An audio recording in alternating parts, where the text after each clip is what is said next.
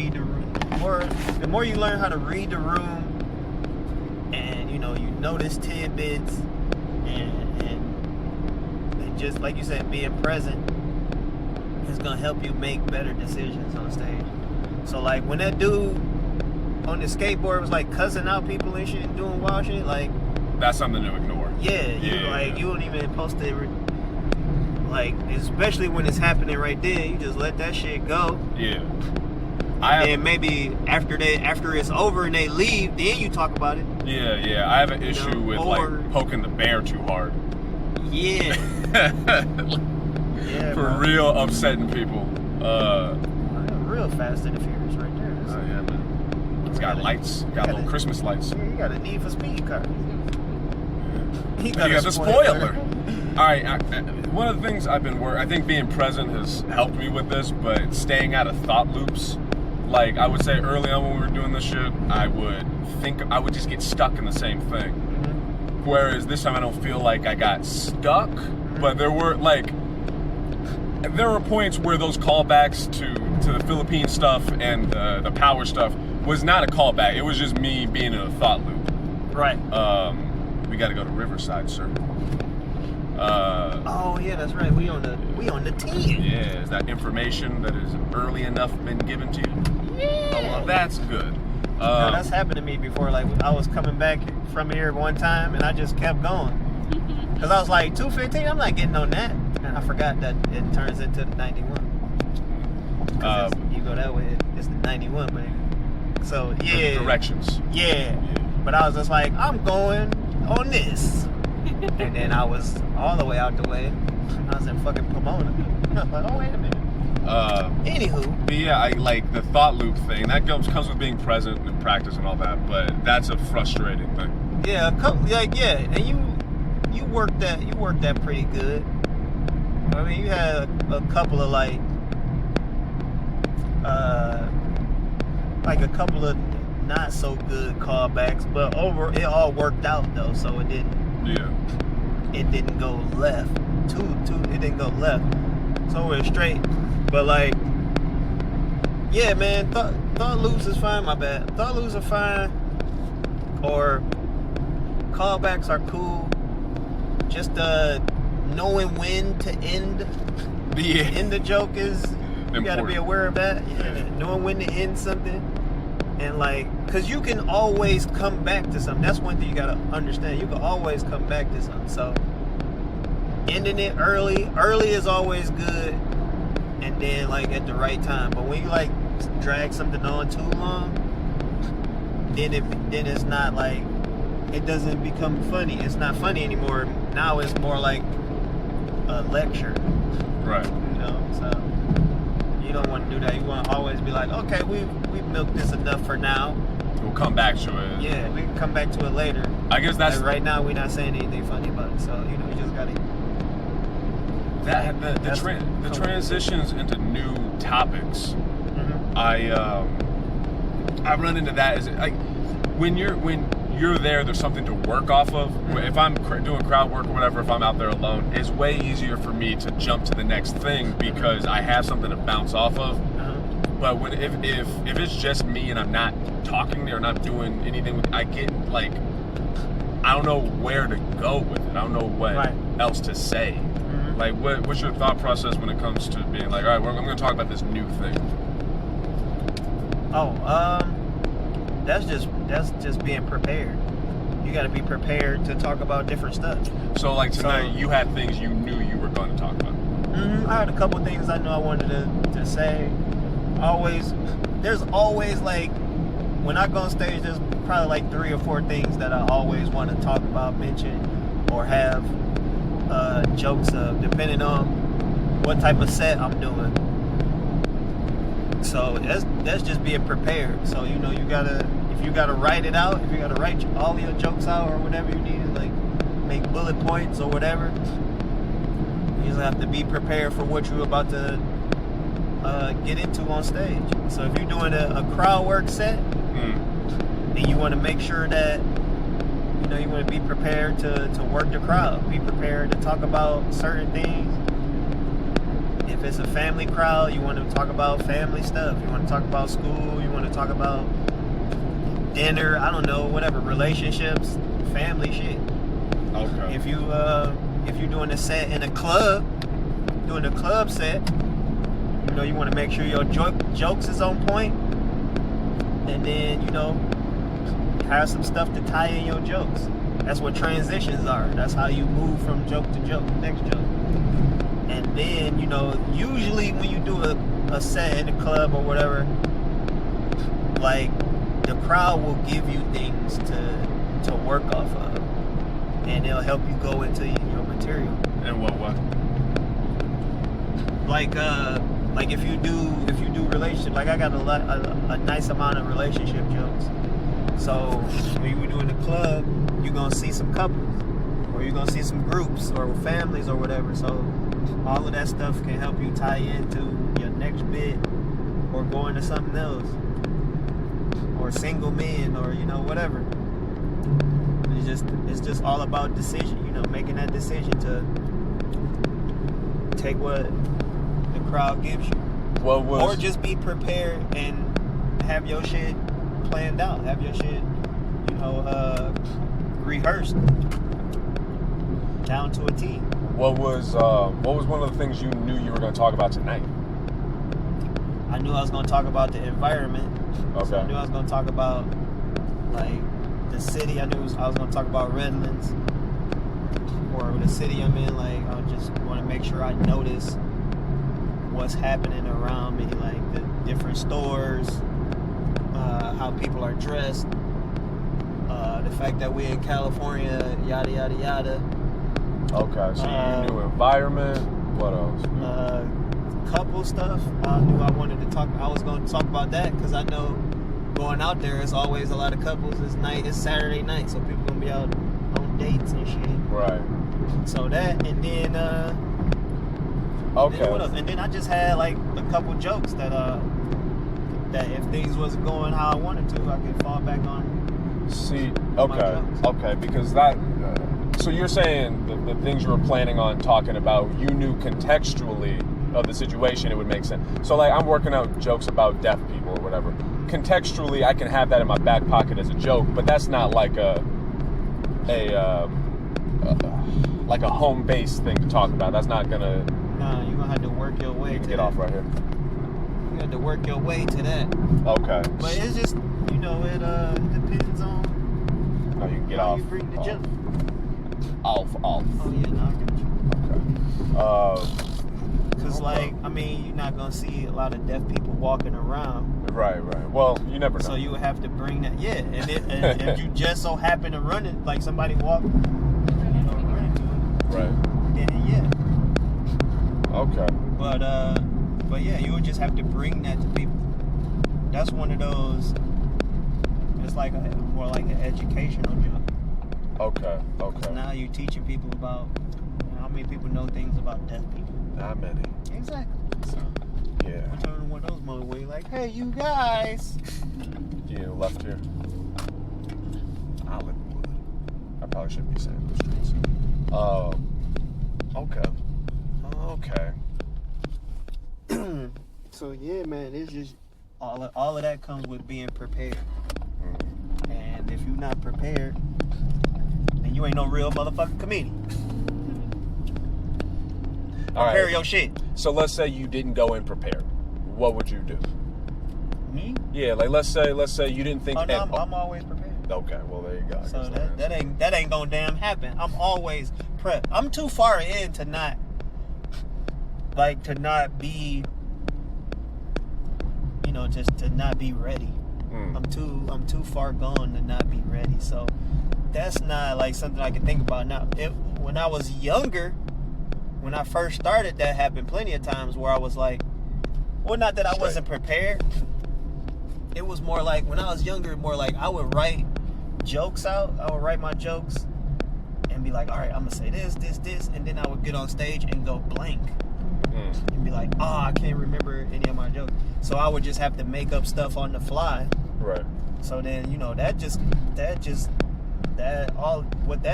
like you, you know, just recalling information. So that's when you have to use your brain. Like, hey, what do I remember? Like, what do I know? You know, so that's just all knowledge right there. We're going straight? Yeah, straight. You want to get in the right lane. All right. But yeah, that's just all knowledge, man. So, you know, if you know enough shit, you draw from that. So, like, you know, like the Disney Channel thing, like the Disney Channel joke, or you want to get in the right lane here and then turn right in the street. Or like I wasn't prepared to talk about Zoom shows, or Zoom. Right here. Zoom classes. Like those kids were doing Zoom school. Then left of the street. It was just like, oh, I know about Zoom school. Let's talk about right here. Right here? Yeah. Left right here? Yep. So you need some spoilers to keep your car lower to the ground so that you can make those turns a little better.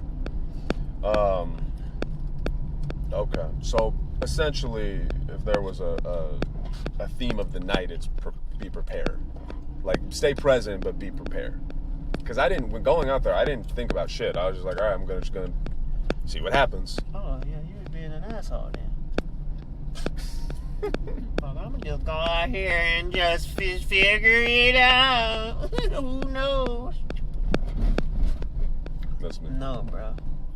You gotta be. Oh yeah, that's you right there. Huh? Yeah. This driveway, this is an abandoned driveway or something. All right. I'll think on all that, prepared and shit. No, I'll pull over because you want to put your stuff back in your little car. Yeah, that's right? important. You want to put it back in your little bullshit in your car. Somebody drive. What's that? Sunday, October 11th, 2020. I'm not gonna edit this shit. You know how lazy I am.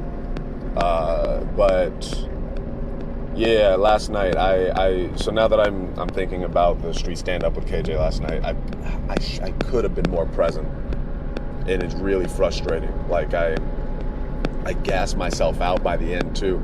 Like when when I'm not being present, it feels like all of this energy is being used in a way that's just not productive. You know, it's like, you know, when you have your car in neutral and you're pressing down on the gas, you're not going anywhere, but you are wasting gas, and that's kind of how I felt. It's just frustrating, but I guess inherently in being presently, it's not happening right now. So, you know, it's a snake eating its own tail. What the fuck am I talking about? It's early, but I need to be more present. Fuck, it is bothering me now. Like looking back. It wasn't a bad set or whatever. I know I've gotten better and, you know, usual shit, but like that's gonna eat at me that I wasn't present. And I also need to work on being able to control, like having more restraint, having more control over what I'm saying. Like there were, you know, for the most part, I didn't say anything too wild, but you know, I could see KJ making very clear decisions on what's going to be talked about, what's not going to be talked about, and just riding that line, and it makes it safer. It makes it more fun. I need to do that as well. So I think with the writing stuff, of writing about things that aren't the stuff that I've been talking about forever. I think I need to change that up as well when I'm on the street and I'm just kind of talking. So I need to do that, and I need to be more prepared. I didn't think about that like maybe if I think about a couple of subjects beforehand and think like, okay, I'm going to talk about these things, I can bounce back and forth between them, throw in jokes to just in case shit is going awry. I got to do that too. So yeah, definitely. Fuck, I'm going the wrong way right now. Definitely a learning experience, but I'm real frustrated with myself for not being present and not being like in the moment consistently. I don't know what the fuck happened, but you know, what are you gonna do? And then this morning or last night or both, I watched it twice. I watched Bill Burr's SNL monologue, and it was fantastic. I think it was one of the better SNL monologues I've ever seen. where he rides this line, and that's, you know, I like I'm gonna have to take it to the extreme, you know, and then dial it in. How many leaps did I just make mentally? Are you even, whoever's listening, are you even keeping up with what the fuck I'm talking about? No, not gonna happen. No. Okay, there you go. It's not gonna happen again. Dialing it. Okay, so right now I think I've hit the extreme of dark subject matter, of what you shouldn't say out in the street, saying wild shit. Like, I've hit that extreme. Now I want to be able to do what KJ was doing last night, of the exact opposite extreme, and keeping it family friendly. I know I can do it. I mean, I've done comedy shows like that before. I can do it. I can be wholesome. I can lie to you. No, I can be wholesome. I can do that.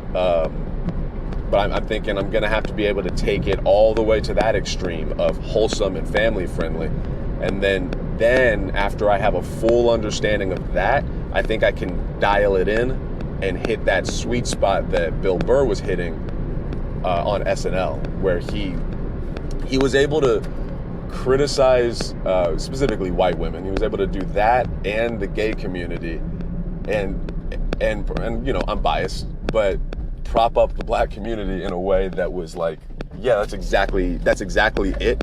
And you could feel the audience pulling back and kind of getting, I don't know, he rode this line of like, you can't get mad at him because he's, you know, he's talking about Black Lives Matter, essentially, and that's the thing. But I don't know, I need to work out my thoughts. See, I should have prepared for this podcast, but I don't. Ugh. So I gotta do that. So the things I gotta work on, continue to stay present. That's key right now. I think the more present I am, the easier it's gonna be to balance all of these ideas.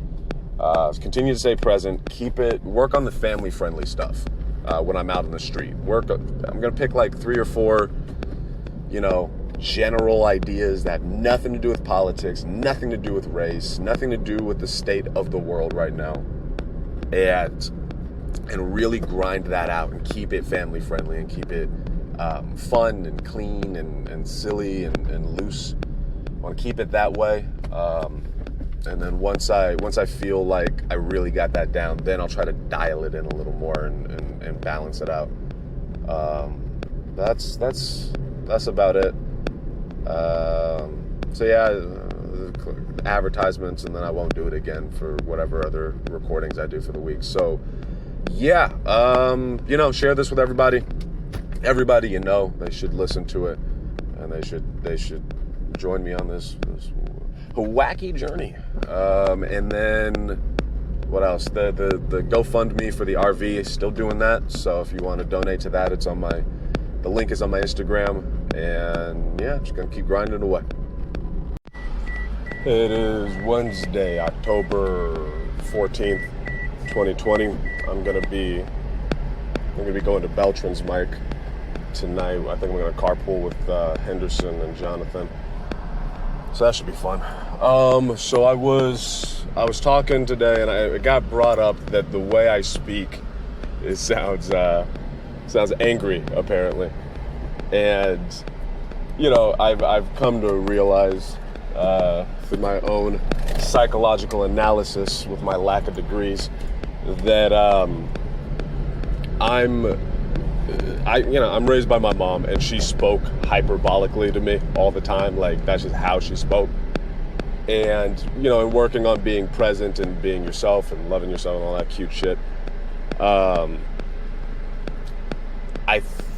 think what I'm gonna try to do is, instead of try to change the way I speak, I just sort of accept that that's just the way I speak. I sound, when I speak passionately about something, I just sound aggressive.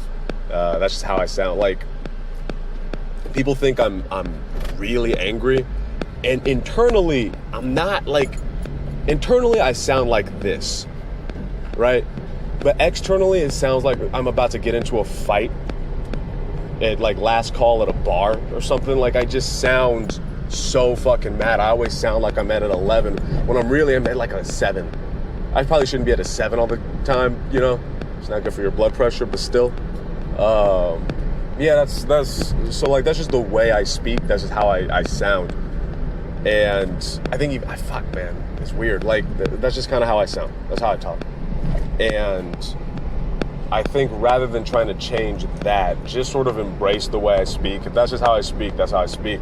And rather than trying to change that, just try to make it funnier, for lack of a better word. Or maybe that's the perfect word actually for it. Just try to make that funnier. Like when I gotta realize, like when I'm starting to sound like that, I gotta start paying more attention to my tone while also being present, so that comes out the right way.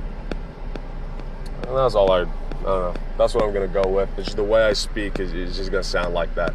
And you know, I think maybe just accepting that that's just how I talk is probably better than trying to change that at all. And that's about it. So hopefully tonight's mic goes well.